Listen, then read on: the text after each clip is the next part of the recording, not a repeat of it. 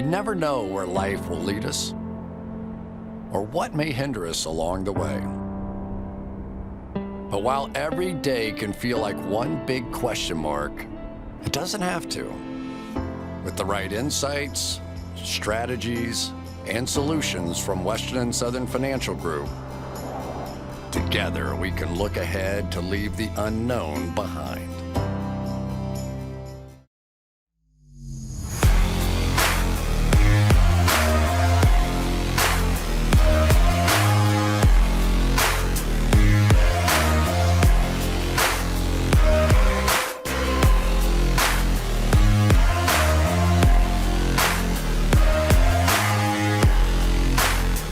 Catch and Early Buzz is absolutely jam-packed today, Mike. There is a lot going on.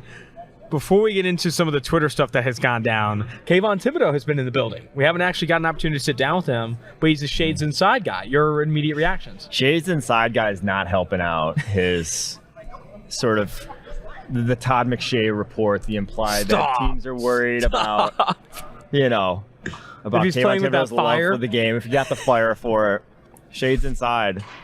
He was the only guy wearing shades inside him. Teased the interview a little bit with Benjamin Solak. He actually sat down with Kayvon Thibodeau and said in that interview with Thibodeau has a 30-year plan. Yeah. He makes it obvious in that interview, and I think maybe this is where some of the McShay stuff comes from, that it's not just football for him. It's football and business. He has his own cryptocurrency. I'm an investor. Yeah. I'm an investor in Dream. JREAM.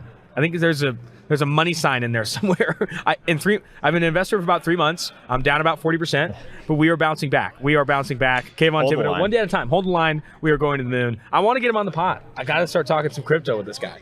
Is there a Kayvon Thibodeau NFT? Yeah, I mean, if he's got a crypto, it's got to be an NFT as well. They kind of go hand in hand. All right. The other funny thing that happened on Twitter today that ended up in some deleted tweets, which is obviously unfortunate, but Jonathan Allen.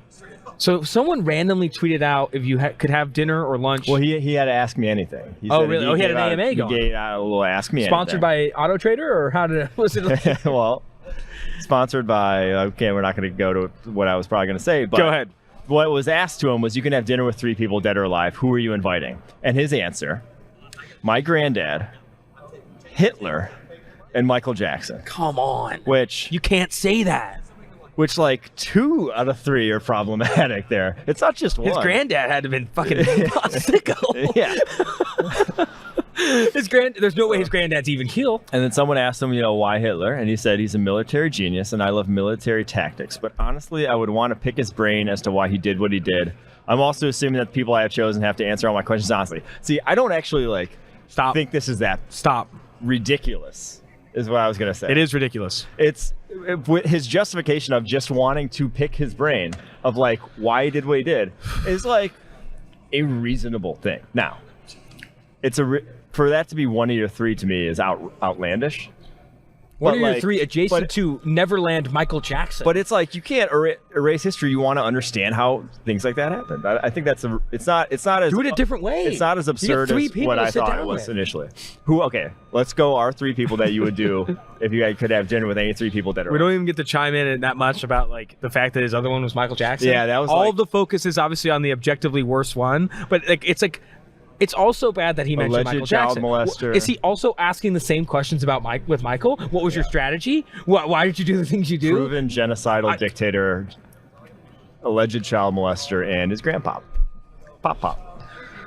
All right, I'll go first because admittedly you told me we were doing this 5 seconds before we started recording, so I put together a rapid 3. None of them have actually, I don't think, killed people, but we'll see. I went Brett Favre. Brett Favre's always been one of my favorite players. So a guy who sends dick pics to people, Does he okay really? with that? Are you joking me?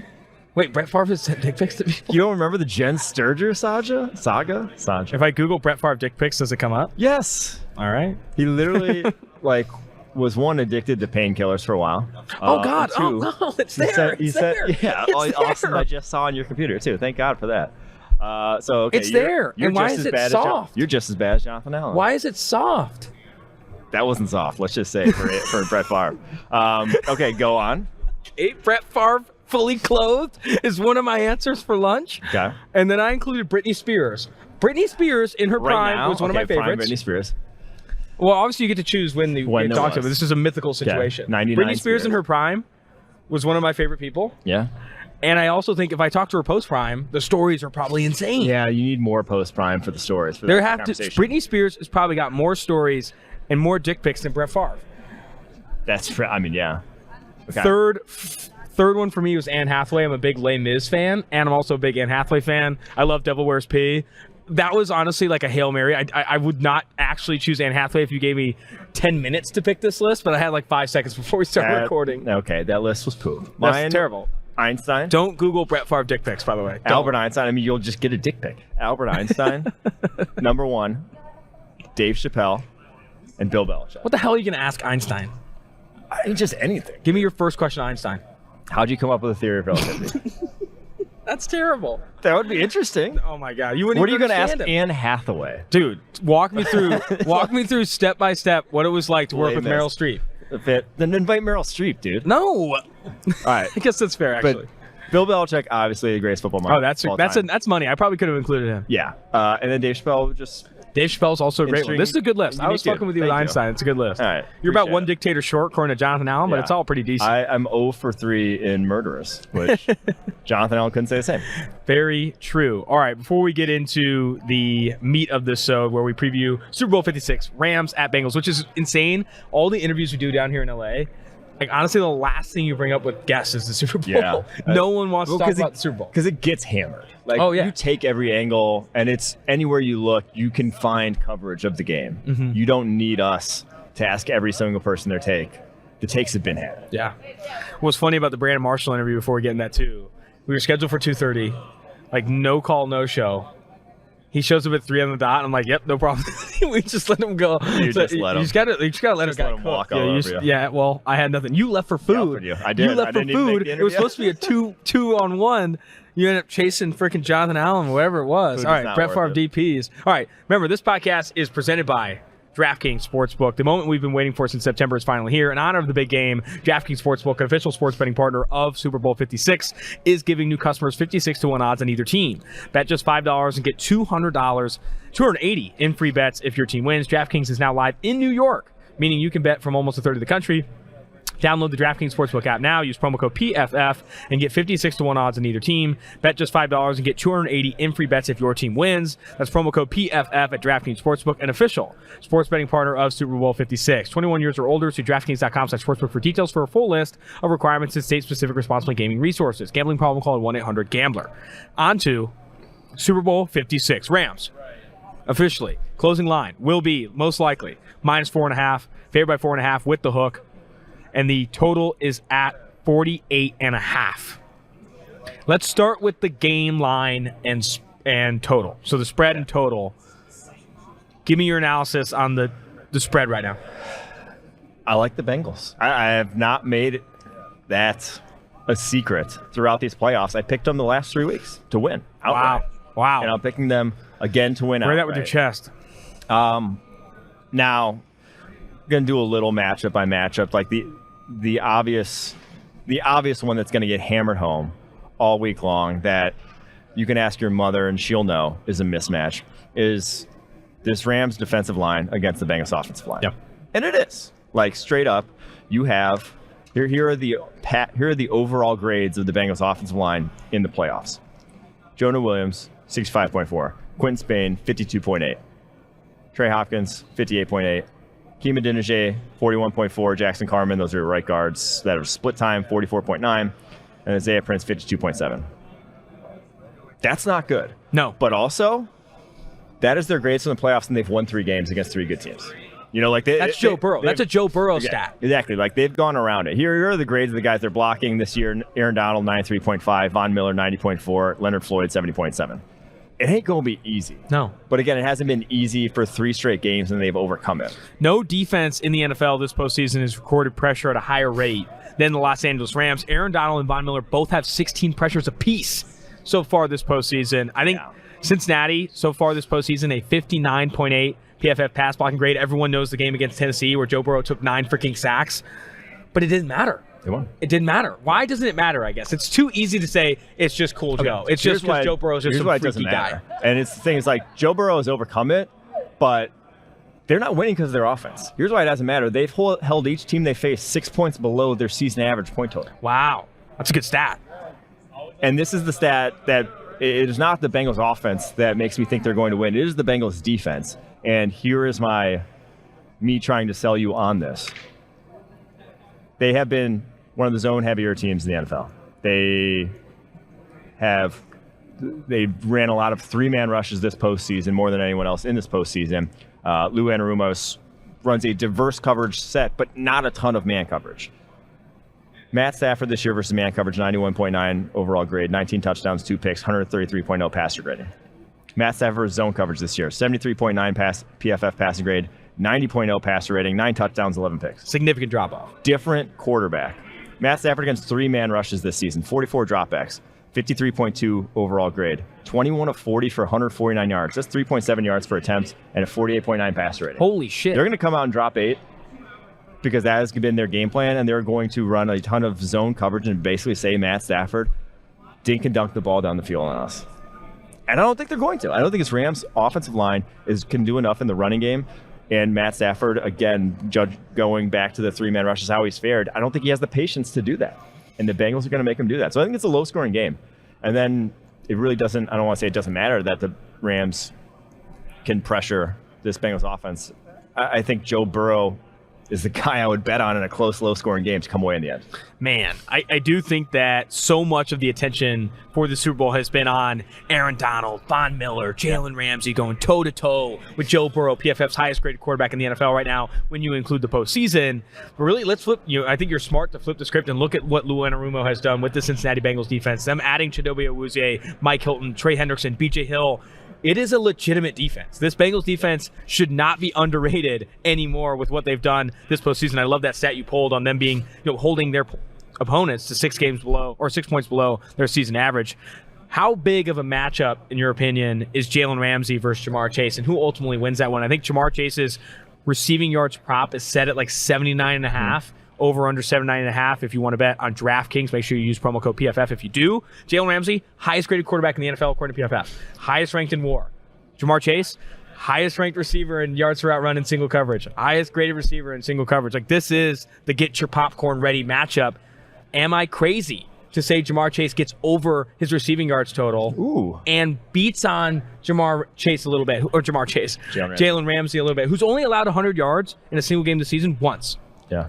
I think Jamar Chase beats that. I think Jamar Chase goes toe-to-toe with Ramsey and actually gets over 100. Ooh, okay. That's a call I'm not necessarily willing to get on board with because they don't have to. Yeah. And that's the beauty of why we say get you a 3-deep wide receiving core. Get you ancillary weapons at the receiver position. Because when you have a matchup like that's Jalen Ramsey against your best wide receiver who could theoretically shut him down, could be a matchup that favors the Rams, you don't have to go there if you want. You got a mismatch then that's T. Higgins at 6'5" against Darius Williams at 5'10". You got 7 inches there, 8 inches that you could just go and throw it up. Brett Favre would pray for that. Yeah. I mean, he knows nothing about that. And you have Tyler Boyd working in the middle of the field. Like, you have options if you're the Bengals. And that's, again, why we say you need more than one. You need more than one wide receiver. You need a core of wide receivers. In this day and age, if you want to consistently go to Super Bowls, consistently compete, you need at least 2 options. I was working on some content for PFF, and while all the attention, is on Jalen Ramsey versus Jamar Chase, the rookie phenom versus the consensus cornerback 1 in the NFL, T. Higgins going against Darius Williams is going to be legit. And if they can funnel targets to him, I think T. Higgins is another guy that can go over his prop. I know I'm previewing a lot of his prop segment here, but T. Higgins' prop is only set at 68.5. Okay. That's the matchup to exploit for Joe Burrow in Cincinnati. Yeah. Attack T. Higgins. I think his receptions prop is 4.5, 5.5. Get him over that. Darius Williams is obviously a more favorable matchup when you look at this receiver versus quarterback matchup chart across the board. You'd love to see. Now, where does this all start? What have we not brought up yet? Zach Taylor running the football on early downs into a pit of misery. Yep. Joe Mixon's rushing yards prop is set at almost close to 70 because they know he's going to get the volume. You like this game going under? Is it a lot of that because Zach Taylor is going to sit on it too much, or is that just because this Bengals defense is going to rise to the occasion? Both. Yeah. I like it going under because that is what he's done all 3 games so far. He's not a tiger doesn't change his stripes. Yeah. So I like the Bengals outright, and I like the under. I'll go Bengals cover. Doing it again. Doing it again. Bengals cover plus 4.5. Rams win. Why am I doing this? For the city of Cincinnati. Every time I've thought the Bengals are going to win, they've lost. I'm saying the Rams win. I think the Rams ultimately win. I think the Bengals cover the 4.5. And I also like the under 48.5. I think my final score prediction was somewhere along the lines of 24-21. Rams winning this one in the end. Let's get to some props. I want to do some props as well. Before we get to props, make sure you are a proud owner of a Manscaped package, lawnmower 4.0. Roses are red, violets are blue. Don't let a wild pube wreck you. Valentine's Day is just around the corner, and our sponsors at Manscaped are here with the best tools to get your balls ready for the special occasion. This V-Day, it's time to join the 4 million men worldwide who trust Manscaped, the leaders in below-the-waist grooming, with our exclusive offer. Go to manscaped.com and use code PFF for 20% off plus free shipping. If you were going to build out a Manscaped ad for the Super Bowl, what would be some of your options here? Ooh, see, like I feel like Manscaped should get on that banned Super Bowl train. Yeah. Like where like they create just an ad they know is going to get rejected, and it's like, and they just say they rejected it, right? Yeah. Get it out on YouTube and like banned Super Bowl ad Manscaped. It would do well. I think there's some options there. The holidays went by so quickly. Did you even remember to take care of your package? The Performance Package 4.0 from Manscaped is the thing every guy needs in their life to make each and every day just a little more special. You don't realize that Manscaped can not just make your love life better. It can make each and every day. It's not just a you decision, bro. No. This is for everyone else. It's an everyone decision. It's a roommate decision now. But like Manscaped created their products for a night just like this to make V-Day, your V-Day date say, wow, great set of balls you have there. That is the best line in the read, period. If your V-Day date says, wow, great set of balls you have there, I mean, that's a bigger compliment than Favre's getting these days. Get 20% off and free shipping with the code PFF at manscaped.com. That's 20% off with free shipping at manscaped.com, and use code PFF. Join Cupid and shoot your arrow straighter with Manscaped this Valentine's Day. Imagine how much bigger Favre's would look like if he had the Manscaped 4.0, Lawnmower 4.0. Exactly. That was, I mean, when you talk about... It wouldn't be a laughingstock. It would be... People would be in awe. It'd be honestly a thumbnail of a YouTube video. If Manscaped would be paying for the rights. Probably wouldn't be live on Google either. All right, some Super Bowl props. Yes. Can we pick? I wanted us to pick these three, and then you can tell me some of your favorites. Oh, that's not what I was doing. Well, either way, I'm going to make you do these. All right. Who is your pick? Because I think this one's fun. Who is your pick for MVP? Oh, right now, Matthew Stafford. Yeah, Matthew Stafford is plus 100. Joe Burrow plus 225. Cooper Kupp plus 600. Yeah. And then everyone else is plus 1,000 or worse. Okay. So I went Joe Burrow plus 225. Yeah. I think that's one of the best bets in the whole thing because the Bengals win. It's automatically going to Burrow. Him. It's going to be him. And the Bengals odds of winning are plus 170. Mm-hmm. But you can get Burrow MVP plus 225. That's better than betting the Bengals money line. I was going to say the implied odds of that is saying that there's a 1 in 5 chance that the Bengals win and Burrow's not the MVP. I think that is massively too high of saying that. I think it's more like 1 in 12 chance of if the Bengals win, Burrow's not the MVP. It's going to take like either Joe Mixon going for like 140 or not going to happen. Multiple picks from someone on or Jamar Chase going for like 3 TDs. Jamar Chase going for a big game though still probably goes to Burrow. No, just fair. Because of the name Recco. So yeah, I'm gonna go Joe. I mean, and that's kind of reflected in these odds too. Joe Burrow, who's the first Cincinnati Bengals player on this list, is plus 225. The next Bengals player is Jamar Chase at plus 1,800. Yeah. So I do think if you like the Bengals to win, betting Joe Burrow plus 225 for the MVP is great. I actually like, again, picking the Rams to win. I like Cooper Kupp at plus 600. Yeah. I mean, Matthew Stafford's obviously the favorite. That's why he's plus 100 to win MVP. But Cooper Kupp, the Triple Crown winner in the NFL, if Stafford throws a couple picks, which we probably could see, Kupp finds the end zone twice, goes over 100 yards. His prop right now, I think, is 101.5. Like, they're expecting him to go off. If Kupp kind of meets those expectations or slightly exceeds those expectations, I think Kupp could be good value at plus 600. I think that's my favorite MVP bet. Now, how about Gatorade color? Any interest in betting Gatorade color? No. What do you mean no? That's one where it's like if I'd go text Zach Robinson and be like, dude, take a look at the Gatorade. Text him. Give me a number. You won't do it. We'll say we won't text him, but then text him. Oops. Okay. Anyway, color of the Gatorade, pour it on the winning coach. Right now, odds are clear/water. So you're getting both clear Gatorade, which I don't know if they have that. No. It's just water. Plus 250. Orange is plus 300. Yellow and green plus 350. Blue is plus 400. None is plus 600. Is that a value? I think the none's the best value there after the So there's clear. just nothing in the can, or there's no one dumps it? Just they don't get a dump. Oh, okay. Do they always dump? They probably always dump. I think they always dump, though. Yeah. Orange, I feel like, is a good bet, too, though. Orange is one of the more popular Gatorade colors, and if the Bengals win and they dump fucking some purple shit on there, it's a disaster. It would be Bengals. No, it's going to be Bengals. I think if you like the Bengals to win, that might be better value. Yeah. Again, you keep on chasing these adjacent values here. I think plus 300 Orange Gatorade is essentially a Bengals money line bet. Not bad. Yeah. I think I like that. I think I'm going to go Orange, actually. I like Orange as the bet there. Last one, anytime touchdown scorer. Who are some of your favorites there? I'm a big fan of the touchdown scorers props. Right now, anytime scorer, Cooper Kupp is minus 190. Joe Mixon is minus 105. Cam Akers minus 110. There's some other guys that get even deeper. People love betting this prop. Again, you can find all these prices on DraftKings. Use promo code PFF. CJ Uzomah is out there at plus 250. You got Samaje Perine at plus 400. Anyone interest you on these? Oof, I'm looking through the list here. T. Higgins plus 175. That's the bet. T. Higgins plus 175 against Darius Williams on a fade. That's money. The one I like is going really deep. Chris Evans plus 1,200. Yikes. Get him on a screen. Jake Funk plus 2,000. The screen game's going to have to be active for the Bengals. Yeah, let me go Chris Evans plus 1,200. Lovely. All right, now give me. I said was going to at the beginning of the season make some noise. He's going to make some noise in the Super Bowl now. Give me now a couple of your favorite props, my favorite ones, independent of the ones I forced you to pick. So these are the ones I wrote down prior to this, and I wrote this down, and then I saw a tweet from Mina Kimes that made me even like this one even more. But Tyler Boyd to get over 40.5 receiving yards. You mentioned T. Higgins is the guy who probably benefits from Jaylen Ramsey on Jamar Chase. I think Boyd's the guy that ultimately benefits the most because Ramsey's played a lot of the slot over the course of this season, and so if he's being used to kind of be their Jamar Chase shutdown guy, that leaves the guy who hasn't really played a lot of slot in the slot. And without much time, Joe Burrow's not going to be able to look outside as much. And Mina Kimes' tweet here, Rams pass defense is excellent, except for short passes between the numbers where they allow the second highest QBR in football, a.k.a. where Tyler Boyd operates. So 40.5 attack those linebackers. That's what I like. And then the other one I mentioned, the drop 8, going to force the ball underneath. I like Cam Akers over 2.5 receptions. I think checking down Matt Stafford is going to be a thing in this one.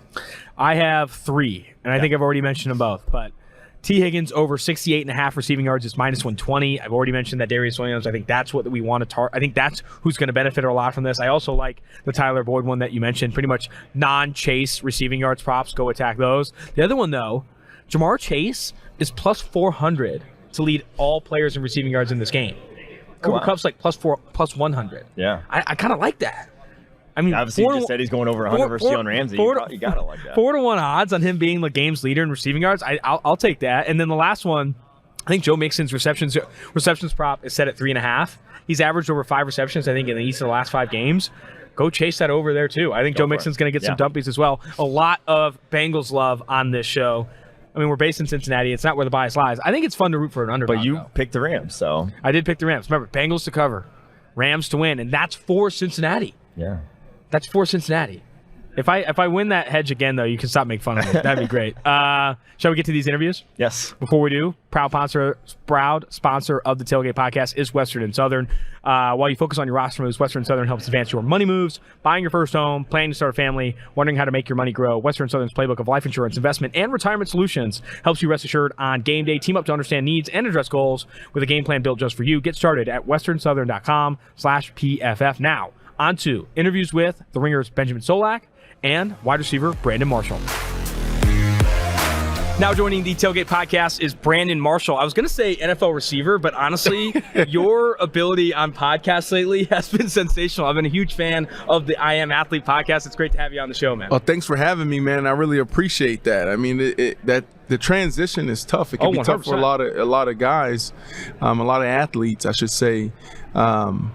So I appreciate that, man, because it's hard work. You know that. No, and I was listening to a part of your most recent podcast, and you were saying when you guys first started, 84 people listening to the show at start, and then it's gotten to this point where it's like 20, 25,000 people all tuning in live, and then I think your latest episode on YouTube got over 200,000 views. You're transitioning just fine, man. You're making some plays there. Yeah, I mean, we're getting to a point now where most of our shows are doing 600, 700 to 1 million plus. You know, we have some shows that are up at 4 million, 3 million views. You know, and it's because it's just real. Yeah, That's no, what it 100%. is. It's That's real the best and part about consistent. it. I think a part of that realness in your latest episode, I wanted to get to this.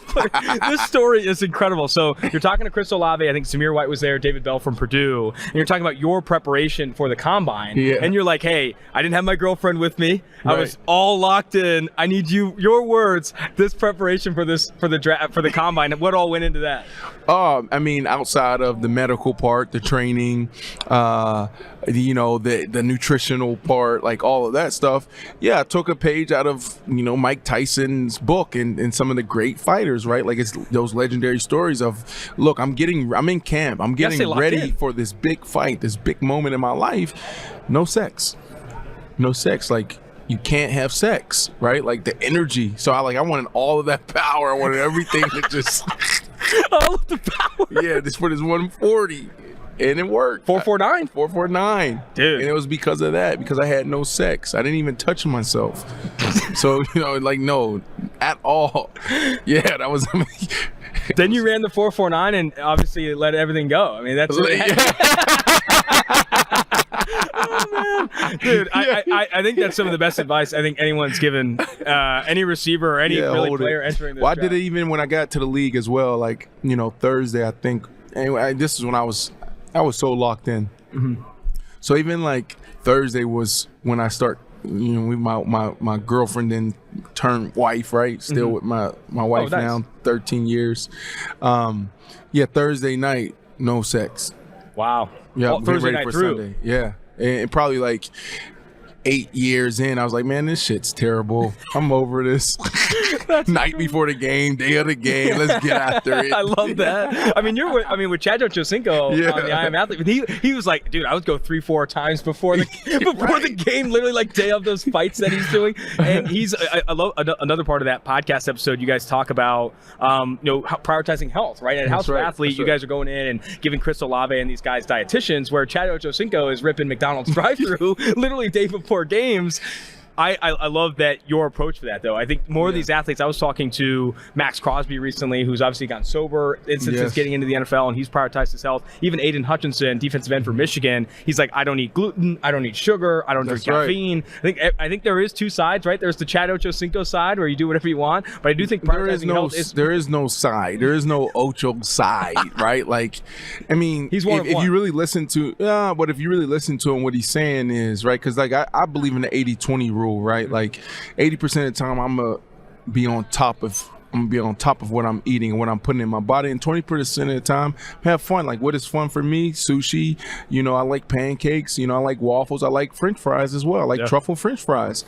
So there's some things that I enjoy, but if you really listen to Ocho, and what he's saying is everything is so political. Yeah. Right? Like, someone's like, okay, they tell us to drink milk. Who wrote that?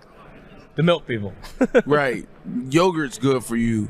This is good for you. That's good for you. That's bad for you. Who's behind that, right? So I just try to push them more to like go deeper. Like, tell us, don't just tell us, just eat more McDonald's, or it's okay to eat McDonald's and drink this or drink that every day. Like, tell us how you really feel. So you have to really listen to Ocho, because he's really saying some interesting things around nutrition and food.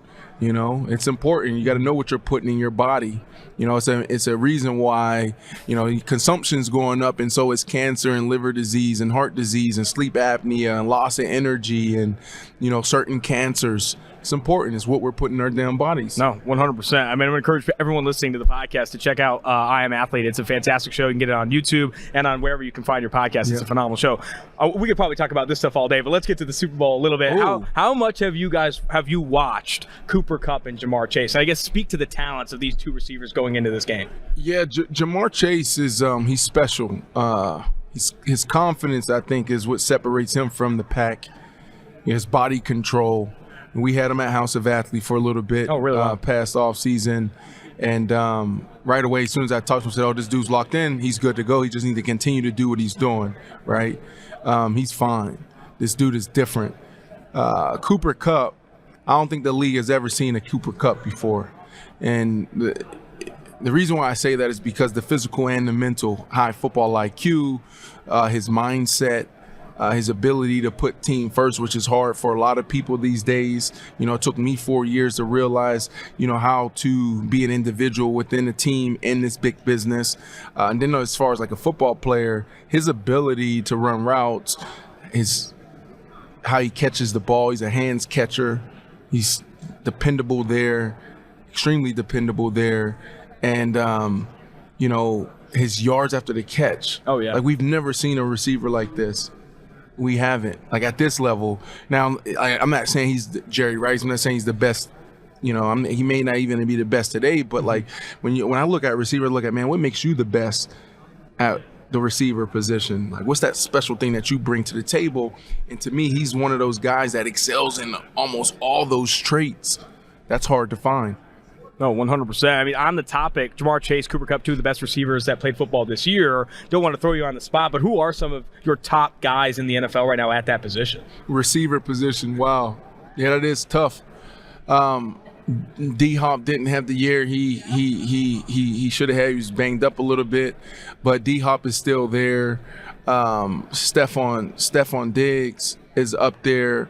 You have Tyreek Hill. You have obviously Adams, right? Devontae, super smooth. He may be number one right now. Mm-hmm. Justin Jefferson. Man, we're loaded with talent. I mean, who else am I missing? Mike Evans. He's a beast. And then like guys like that, Mike Evans, people aren't really going to talk a lot about Mike Evans, but there's dudes like that that's like, I know I throw that ball out there 95% of the time, this dude's coming down with the ball, right? It doesn't matter the situation. So you got to show love there. And Keenan Allen is definitely different. I still love Adam Thielen, I can go on and on. Yeah, I know recently on the I Am Athlete podcast, you had Antonio Brown on, and you had a really good conversation about, like, you were sitting down with an entertainer almost, and him putting himself over some of the team and stuff like that. I thought was interesting. And you said 10% chance he gets back into the NFL, but I would argue when he was playing with the Bucs, he was one of the top receivers in the NFL too, like still to this day, like that good in the NFL. For sure, 100%, like 100%. And, I don't know if he gets back to the NFL.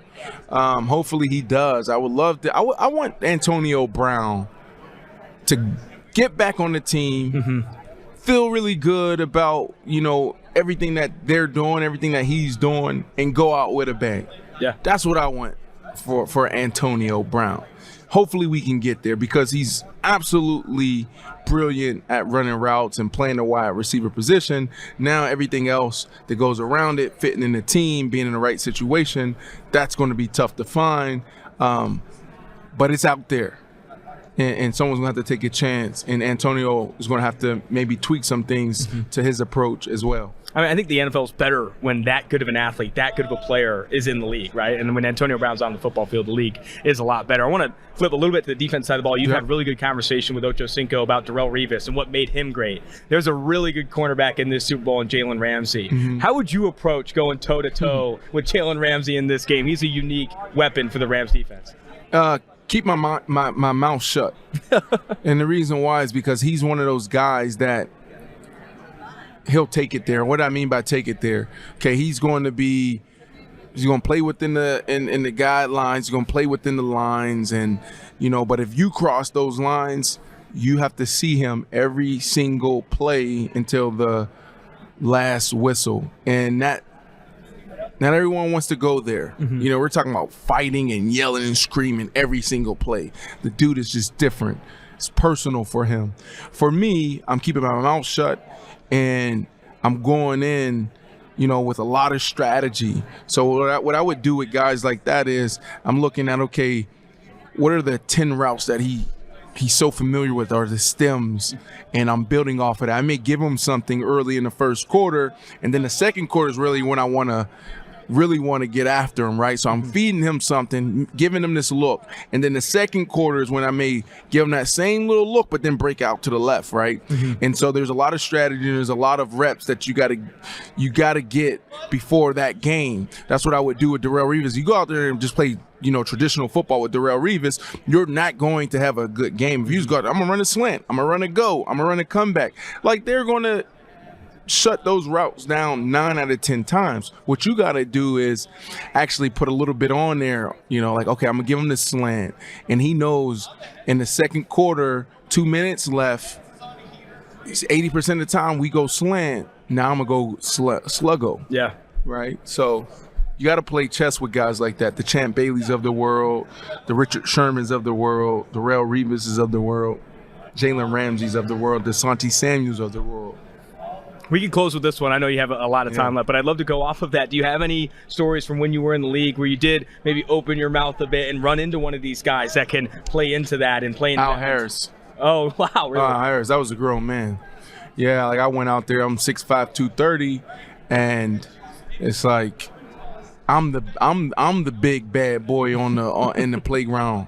And so, I was my third year in the league. And I went out there with that same energy to him, and he literally just put his hands around my throat and just like start choking me out. Oh my God. And then every play after that, it was a heavyweight fight, and it was exhausting. And so that was like my welcome to the island moment right there. It's like, man, this dude's a grown man. Really appreciate the time, Brandon. This was fantastic. Thanks again. Cool. Thank you, man. Appreciate you. Thank you. Now joining the Tailgate podcast is Ringer staff writer Benjamin Solak. Dude, great to have you on the show, man. Yeah, it's good to be here. We're not sure if I've been on the show yet or not. Yeah. We're talking about the pre-show. Search before. I'll take a look. I maybe have tweeted it out before. I feel like we've had you on. You're a longtime listener, long-time friend. And we've also I ran into you guys at the Notre Dame Cincinnati game. Actually, I ran into Austin. I wasn't there. I didn't find Mike. You were somewhere in a different dimension. No, I was like shit my pants that game. And Yes. I was Well aware. Well, Ben, it's been great to have you. It's great to have you on. Before we get into draft class, QBs, all that stuff, you've been doing a ton of interviews today. Who've been some standouts? Yeah, no, it was cool. We got our first kind of real Radio Row run, which was way more R's than I wanted to put in that sentence. We talked to Robert Woods, which was really cool. Woods is in a weird spot, you know what I mean? He's integral to this team and also not playing, and also they're in the Super Bowl. And last time they were here, he was such a big part of the unit. And so he gave really cool talks about what's changed for the Rams over the last 4 years. He's kind of got a nice step back perspective right now because he hasn't been in the week in, week out game planning. We talked to Gerard Mayo, who's the de facto DC with the Patriots, which was fun because Bengals got here because they played drop 8 right against the Chiefs. It was just mad, rush 3, drop 8. Patriots started that and Mayo is very happy to answer scheme questions. I was like, hey, how does this work? And he was like, he broke it down, which was fun. And then we also had Kayvon Thibodeau, who's, potential number 1 overall pick in this class, who's a really impressive dude in terms of a lot of times the number 1 overall pick is football. And Kayvon makes it very clear from the jump that he's not. He's football and then a lot of other things he cares about. He plays chess. I wanted to get his chess ranking so I can know whether or not I should try to face Kayvon Thibodeau, but I didn't get it through. So I missed that in the interview, and I was upset about that. I know he has his own cryptocurrency as well. He plays chess against members of his Discord to promote his crypto, which is a sentence that if I tried to explain that to my mom, try to say that out loud 3 years ago. Yeah, it is. I'm not even sure I get what's going on there. It's a lot, but it's cool how much he has planned out for his life. One of the ways I know that is I am an investor in Kayvon Thibodeau's crypto. It's called Dream with a J. Dream. It's hard, Dream or whatever it may be, but. I've been an investor for 3 months. We're down about 40%, but we're going to come back. Obviously, waiting for draft day. That's kind of how it goes for crypto. Yeah, listen. I haven't played him in chess either, but could that help me? Until draft day. And if he goes top 5, I think we'll see Hold the line. We're going to the moon we're good. with Kayvon Thibodeau. Let's get into this quarterback class. I know you've spent some time watching these guys. They were all at the Senior Bowl. 5 of the top 6 guys are consensus top 6 guys. We're down there at the Senior Bowl. Your early impressions of this class, and tell me something that isn't, it's not good. Something else than that, because that's what everyone's telling me. It's great. 6 starters. Sorry about it. No, Seth had that really good point he made today. It's a joke, but all of Seth's good points are short, jokey points where he said every quarterback is quarterback 3, right? That's what it is. You know what I mean? We describe Malik Willis, right, out of Liberty, and we talk about him as this full-on project. He's a total, not so much a rebuild because it's not you have to tear stuff down bad habits. Just all he is the foundation. All he is the tools right now. You got to build him up, and you got to teach him the ropes from day one. You're not going to win with him in year 1. Usually when we talk about that player, good or bad, right, Josh Allen or Paxton Lynch, that is QB3, right? Josh Allen was top 10, Paxton Lynch was outside the top 15, but they were QB3. Usually that's where that guy lands. Malik's probably going to be QB1. Mm-hmm. Talk about Kenny Pickett as this, like, he's not going to make mistakes for you. You know what I mean? You're going to put him right in there and succeed, and it's going to be fine. And, expect him to manage from the pocket, be a good processor. It's Derek Carr, it's Jimmy Garoppolo. Those guys were QB3, QB4, right? So they're molds that we understand, and there's ways to win with them. There's ways to win with Desmond Ridder. Like, these guys corral, if you're going to run a super RPO offense, like, it can get done. It's just that dude is usually not the most valuable quarterback in a class. So what's interesting about this class isn't so much the players, because we get them. We have models for them. What's interesting is who blinks. What team goes top 10 on one of these guys? Does it start a run? Do we do 2013 where no quarterbacks in the top 16? Like, it's very interesting to think about how this class gets drafted. So to say what team blinks, I'm going to get your take here. I'm going to go through each team that needs a quarterback. And you tell me, would you pull the trigger on one of the quarterbacks in this class at that respective pick? So number 5, New York Giants, pull the trigger on the quarterback. No. Carolina at number 6, are you pulling the trigger? Oh, Carolina. No, but Carolina's a mess. Denver at number 9, you pulling the trigger? I'm just thinking about Aaron Rodgers in orange and blue right now. That one's, That's on the border. We could skip Denver. Washington at 11. Are you pulling the trigger? Yes. I think that's where it starts. So 11's the trigger pull. I tend to agree. I think you look at what you have in Washington with, like, you brought in a young tackle in Samuel Cosme, a young running back in Antonio Gibson, you have a star receiver in Terry McLaurin, you signed Curtis Samuel. Scott Turner is like an OC I like. I think he does cool stuff. I just think he's been so limited in terms of injuries he's dealt with, and then also the quarterback. You kind of need to get a quarterback in the building to kind of get proof of concept. Like, is this going to work with Scott Turner? Is this going to work with our weapons? Because at this point, you're like, all right, Terry, Samuel, Gibson, Logan Thomas, this could be a good offense, but we can't prove that. So Washington at 11 feels like the spot. And how many of these guys are you theoretically pulling the trigger on in the first round? So say you're all the way down at 32, Detroit Lions. Yeah. 3 quarterbacks are off the board. Are you taking the 4th quarterback in this class at that point? I can justify Pickett, Ritter, and Willis in the first round, I think. Corral, which is for me quarterback 4, is where I go like, okay, like, sure, but also, and again, like, I'm referencing Seth for the second time. I promise I don't care that much about what Seth thinks. But Seth had the piece where he said, like, he brought up the fact that you just saw so many few true dropbacks from Corral in college, right? He is a big projection who doesn't have elite physical tools the way Willis does. He feels like a guy who, like, it's not like dime a dozen, because he does have some nice stuff and he's obviously very productive, but he feels like a guy who's in every single class. And I don't want to be drafting that quarterback in the first round if that's the case. Fair. I want to get to the edge class as well. It's another one of those classes where there are a lot of different opinions on who is this edge 1 versus edge 2. Aiden Hutchinson of Michigan, and then Kayvon Thibodeau, guy you've talked to today, and have already invested half your savings in his crypto. Yeah. Unbiased, crypto aside, who is your edge 1 right now? And I guess how close are those guys as prospects for you? Yeah, they're really close. And I think again, like, talking about that quarterback theme, neither one of these guys is reminiscent of, like, that clear number 1 Chase edge. Young, Myles Garrett. I mean? Yeah, exactly. They're not that player. Like, Kayvon to me is like Bradley Chubb, right? Like, Chubb went number 5. It was a good draft pick. But it's like, all right, could be a 9-sack-a-year guy. But generally it's like good on 3 downs, can defend the run, whatever. It's like the ancillary stuff we usually talk about. Doesn't have, like, he has great athleticism, but it's not like he's a Myles Garrett caliber, Chase Young caliber athlete. So I think I prefer Thibodeau a little bit. But also, if you're telling me right now, like, I need to draft a guy and get 6 sacks next season, I'd rather have Hutchinson. Like, Hutchinson kind of gets this, I think, this billing because he's at Michigan. He's this big, tough white dude, and he, like, loves the Watts or whatever. That he's like this, like, staunch run defender, power rusher. He's like a legit, like, hands rusher, quick guy. He gets to a soft corner. He knows what he's doing. So I feel like in year 1, I can set my clock to Hutchinson, especially on passing downs, a lot better than Thibodeau, who's probably gonna have to, change his stance. Like, like he was very versatile in Oregon, so he's gonna have to, like, learn the ropes a little bit. After year 1, I think that Thibodeau has a good chance to overtake Hutchinson. I like both players. I also feel with Hutchinson, and I think it's a lot of the stuff that you spoke to, there's this connotation that he's just this big, tough, high-effort white dude, right, coming out of Michigan, whereas he's going to test a lot better than that, right? Like, his athleticism is a lot better than that. I think that's where a lot of minds, will shift more toward Hutchinson, because I do think that Thibodeau is getting more often billed as this, like, super athletic freak, when Hutchinson, at his weight, is going to be a freak as well. And then when you put on the tape, Thibodeau is clearly the better run defender, right? And it's just like, if people, in my opinion, it's like, watch him, you can get it. But it's very easy to be like, all right, there's the dude the black dude in Oregon with the shades. There's the white dude in Michigan with the eye black. I know how these players work. And really, if you don't dive into it, it's just so easy to be like, these are the models and whatever. But they both break the models of what's typically described for those sorts of prototypes, and that makes the class cool and fun to talk about. The lazy analysis is there for the taking, right? You could jump on it very quickly. Yeah. Are there any position groups? So we talked about it's weak class in the whole. Yeah. And I agree with that. Are there any position groups that you have seen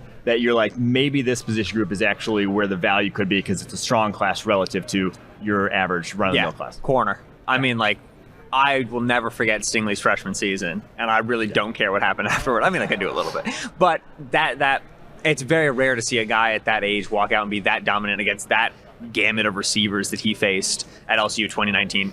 Incredible. Stingley is a gorgeous mover, has a natural instinct for the position, was in like a variety of alignments. He was Dave Aranda corner. Like, that is a hard job, and he just was doing it right away. And then Sauce Gardner's kind of to Cincinnati, his style of play is falling out a little bit. There aren't many Seattle cover threes left. Like, so unless Gus Bradley's getting him in the building, it's like, all right, who's drafting him? But in terms of that long press man ability, being able to play the ball through the hands, like, he is so schooled in just winning against an X receiver for 4 quarters. And you don't really see that a lot anymore. And how valuable that is a question now in like a 2 high quarters world, but it's still very impressive. And then Andrew Booth, who's like the third guy, is just good at everything. Like, it feels dumb to put him as the tag on the end, as the ancillary dude, but like, Booth is ridiculously good with the ball in the air. He is very comfortable in a variety of coverages. A little bit less splash plays than Sauce Gardner and Derek Stingley, and so he feels like the third guy. But if a team took Andrew Booth top 10, I'd be like, yeah, well, it's a premium position. He's got great athleticism. He's got great tape. Why not? So corner feels like the spot, and we haven't seen a corner get drafted first in my lifetime, and longer than my lifetime. But this is the year where, like, I think a corner-heavy top 10 is possible. I wanted to get your take on the offensive tackle class as well. I think that's another class where there are a lot of top-level guys, multiple guys that go in the first round, a lot of which were down at the Senior Bowl as well. Trevor Penning, Bernard Ryman, all that stuff. What's your opinion on the top of this class, and where maybe where does the tier 2 start for you? See, I think it does start after the top 3, and I like Penning, and I think you can get like a 5 tackle first round, and especially in like a weak class, that's reasonable at a premium position. But I do think it goes Ike Mekwonu, Charles Cross, and Evan Neal as that top tier. Different opinions, different strokes for different folks. Like, if you are running the ball, you prefer Ekwonu. If you are throwing the ball, you prefer Cross. And then in the middle somewhere is Neal. I struggle with where I land on Neal. Big is big. Big translates. Like, big is very high floor. 6'7", 360 is 6'7", 360. Doesn't matter what league you're playing in. He gets away with a lot of stuff because he's that big. You know what I mean? And I do wonder if NFL edges are going to be a lot better at maximizing his flaws, which are like small. He's still a first-round player, but like, his feet get heavy, he leans, which is very common. He's 6'7", 360. Like, that's very common for those guys. It's just, for me, he's not that clear tackle 1 and then Ekwonu and Cross are the afterthoughts. I think right now, like, in terms of developmental athleticism, I really love Ekwonu. And if I want a guy who I can just put on the left side of the line, drop back 40 times a game and forget about it, Charles Cross, man, is lights out in pass protection. So to me, that's a conversation. What's your team horizon, when you're going to compete, and also what do you want to do as a team?